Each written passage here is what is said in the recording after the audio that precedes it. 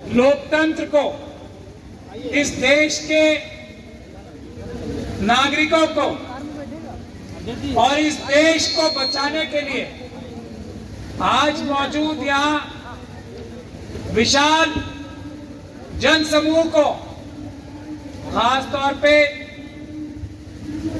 हमारे साथी, हमारे भाई भानु प्रताप जी,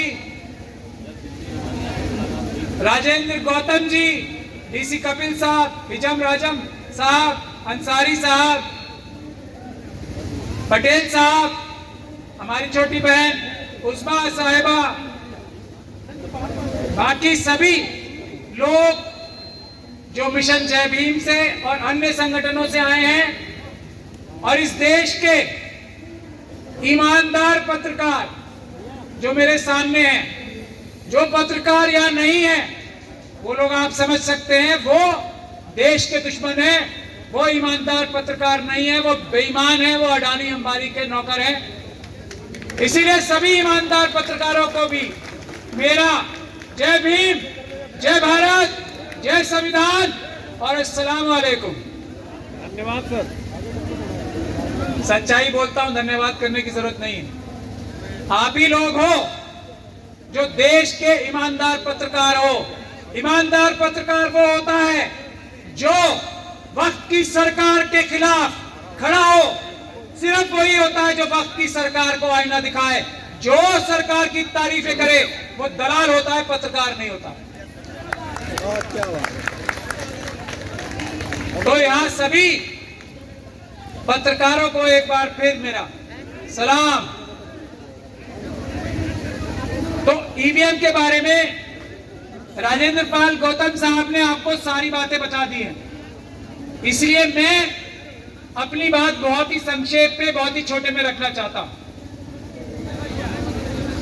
मैं आप लोगों को यह बताना चाहता हूं कि ईवीएम से पूरी दुनिया में किसी भी बड़ी डेमोक्रेसी में चुनाव नहीं होता, ये बात, और ईवीएम से किसी भी डेमोक्रेसी में चुनाव अगर शुरू भी हुआ तो चुनाव वहां की सुप्रीम कोर्ट ने उसको कहा नहीं, ईवीएम धोखा है, फ्रॉड है, इससे इलेक्शन कराने का मतलब है जनता की आवाज से नहीं, ईवीएम की आवाज से सरकारें बनेंगी। यही काम हमारे प्रधानमंत्री मोदी की गारंटी क्या दे रहे हैं?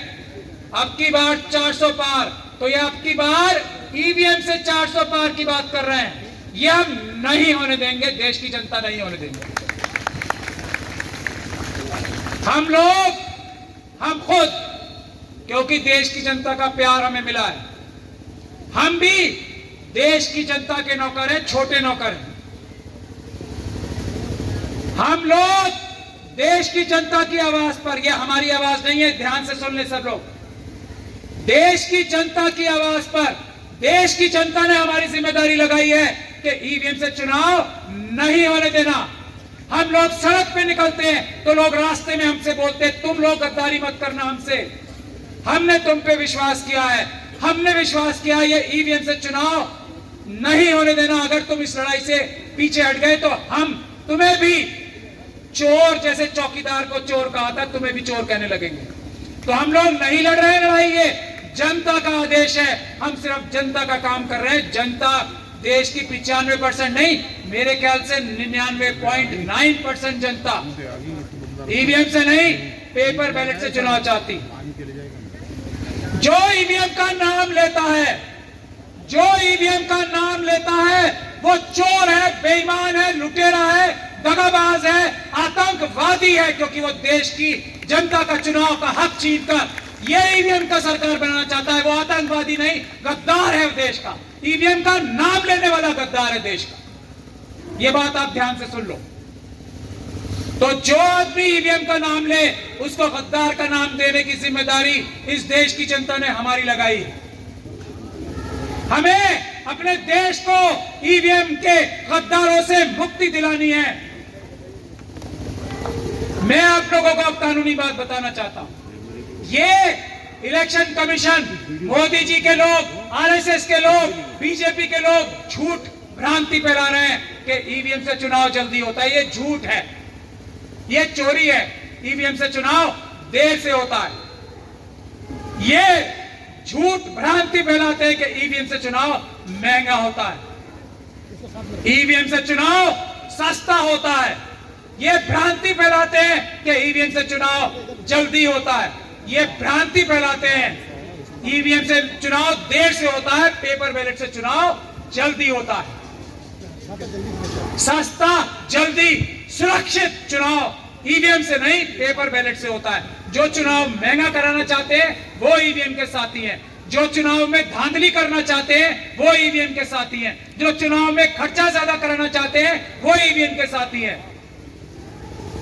तो पेपर बैलेट की कमी दुनिया का कोई भी जो देश है ना, उसके सुप्रीम कोर्ट, कॉन्स्टिट्यूशनल कोर्ट्स भी नहीं निकाल पाया।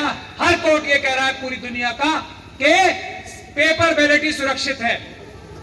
तो हमारे देश के सुप्रीम कोर्ट को भी सारी दुनिया के देशों से जो बात हो चुकी है वही करना चाहिए, देर नहीं लगानी चाहिए। पहले आह्वान हम देश की जनता की तरफ से सुप्रीम कोर्ट से करते हैं। बाकी प्रधानमंत्री तो चोरी कर रहे हैं, आरएसएस के लोग चोरी कर रहे हैं, इलेक्शन कमीशन चोरी कर रहा है, जो ईवीएम की बात कर रहे हैं, बेईमानी कर रहे हैं। तो आप लोगों को तय कर लेना है कि किसी हालत में, किसी कीमत पे ईवीएम से चुनाव नहीं होने देना है। उसका तरीका क्या है? आप लोगों को, देश की जनता को, एक एक जो ईवीएम की मशीनों का गोडाउन है उसका पीसफुल प्रोटेस्ट के माध्यम से घेराव करना।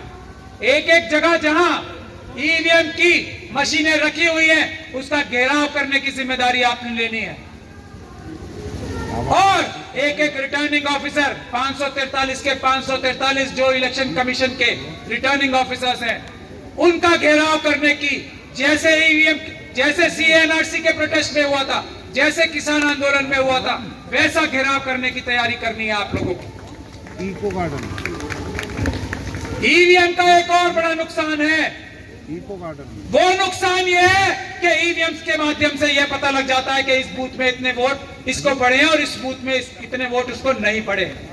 इलेक्शन के बाद इको गार्डन, लोगों को, वोटर्स को धमकाया जाता है, डराया जाता है। ईवीएम के इलेक्शन से यह पता लग जाता है कि जिस तरफ वोट दिए नहीं दिए, जो चुनाव जीत के आते हैं वो लोग कहते हैं तुमने मुझे वोट नहीं दिए थे। यह है खतरा, आप लोग महसूस करते हैं ना, आपके एमपी एमएलए ये कहते हैं आपसे। ये एक एडिशनल खतरा है, फ्रॉड तो है ही, वो गौतम साहब आपको बता चुके हैं। ये बड़ा खतरा और है, इसलिए भी ईवीएम से चुनाव नहीं होने देना है। तो आपको प्रदर्शन, धरनों के लिए तैयार हो जाना है, ईवीएम से चुनाव नहीं होने देना है। दूसरी बात यह है कि जो ये ईवीएम का प्रदर्शन, हम लोगों की मांग के बाद से ना 50 मशीनें हमें दे दो, जो हम लोगों ने मांग की, उसके बाद से ये चोर जो इलेक्शन कमीशन में बैठे हैं, चोर अधिकारी, वो गली गली जाके ईवीएम का प्रदर्शन कर रहे हैं। मैं आज आपके माध्यम से, ये ईमानदार पत्रकारों के माध्यम से ये निवेदन करता हूं देश की जनता से कि जब ये प्रदर्शन करने वाले आए, ये जो मशीनें पहले दिखाते नहीं थे, अब अगर आपके गांव में, आपके मोहल्ले में अगर ये ईवीएम की मशीनें दिखाने आए तो इनसे पूछो, ये फ्रॉड बंद करो, और इनकी बात नहीं सुननी है, इनको वहां से भगा देना है। आपको जो चुनाव के अधिकारी ईवीएम दिखाने आएंगे आपको वहां से भगा देना है पीसफुल प्रोटेस्ट के माध्यम से।